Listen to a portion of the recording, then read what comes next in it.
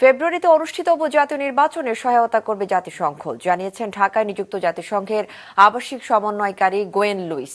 সকালে রাজধানীর গুলশানে বিএনপি চেয়ারপারসনের রাজনৈতিক কার্যালয়ে মহাসচিব মির্জা ফখরুল ইসলাম আলমগীরের সাথে বৈঠক শেষে তিনি একথা জানান। লুইস আরও বলেন, আসছে ফেব্রুয়ারির জাতীয় নির্বাচনে অন্যান্য সহায়তার পাশাপাশি কারিগরি সহায়তাও দেবে জাতিসংঘ।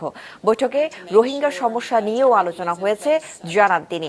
বৈঠক প্রসঙ্গে বিএনপি স্থায়ী কমিটির সদস্য আমির খসরু মাহমুদ চৌধুরী বলেন, দেশে অর্থনীতি সহ সব ক্ষেত্রে গতি ফিরিয়ে আনতে সকলে মিলে কাজ করতে হবে। এবং সবচেয়ে বড় চাহিদা হচ্ছে এই জনগণের এই মুহূর্তে গণতান্ত্রিক অর্ডার ফিরিয়ে আনতে গেলে একটা খুব সহসা একটা নির্বাচনের মাধ্যমে সে কাজটা আমাদেরকে করতে হবে। এবং ফেব্রুয়ারির প্রথমার্ধে যে নির্বাচনের আলোচনা চলছে, এটাকে কিভাবে সফলভাবে আমরা সমাপ্তি করতে পারি সেটা আলোচনা হয়েছে।